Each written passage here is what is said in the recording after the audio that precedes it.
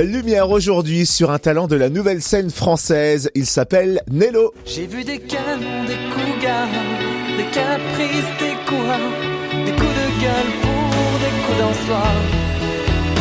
Un auteur, compositeur, interprète originaire de Ravillol dans le Jura qui depuis plus de 10 ans a composé près de 175 chansons et sorti 3 albums. Ah, quand même. Ouais, un artiste autodidacte dans la lignée d'Aldebert, Benabar, Vianney ou encore Renan Luce. Un artiste qui retrouve enfin la scène avec ses musiciens samedi soir à Blétrand à la salle des fêtes à 20h30. Nello est notre invité. Bonjour. Bonjour Totem, bonjour Cynthia.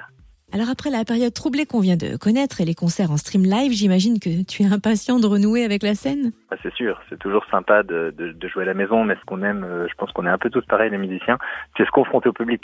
Jouer les chansons devant les gens, voir leur réaction, et ça on peut pas l'avoir ni en stream live ni à la maison.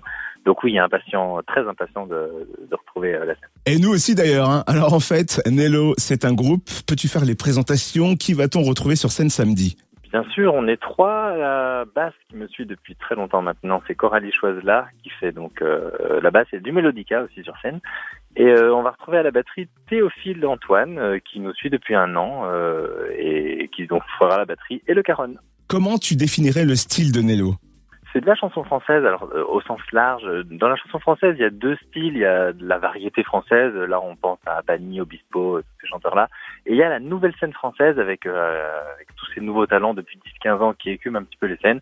Plus comme Renan Luce, Aldebert, effectivement, dont vous avez parlé tout à l'heure. Nous, on va plutôt se trouver là-dedans, dans la nouvelle scène française. Et donc samedi, on va notamment découvrir en live des extraits du dernier album intitulé Lien, qui est sorti en 2020. Pourquoi l'avoir nommé ainsi? Est-ce que tu l'as conçu pendant le confinement? Alors, il s'est conçu un petit peu avant le confinement. On l'a enregistré, il s'est fini pendant le confinement, quoi qu'il arrive, mais les chansons ont été faites avant. Lien, puisque c'est un album qui, comme tous les albums d'ailleurs, qui font justement le lien entre le public et le chanteur. C'est vraiment ce qui nous sert de passerelle. Et donc il y en a qui nous découvrent comme ça, il y en a qui nous redécouvrent après les concerts avec l'album.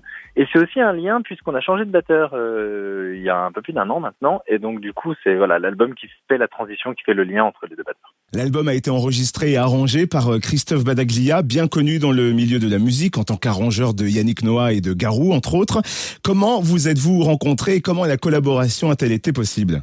Alors ça, c'est une très belle opportunité pour nous et beaucoup de chance. Je l'ai simplement contacté, il m'a répondu le plus simplement du monde, puisque j'aime beaucoup son travail. J'ai regardé un petit peu, il a effectivement un palmarès avec tous les chanteurs français, de Céline Dion à Garou, à Noah, à Jean-Louis Aubert. On peut passer par beaucoup d'artistes, je vais pas faire la liste, on y est encore demain.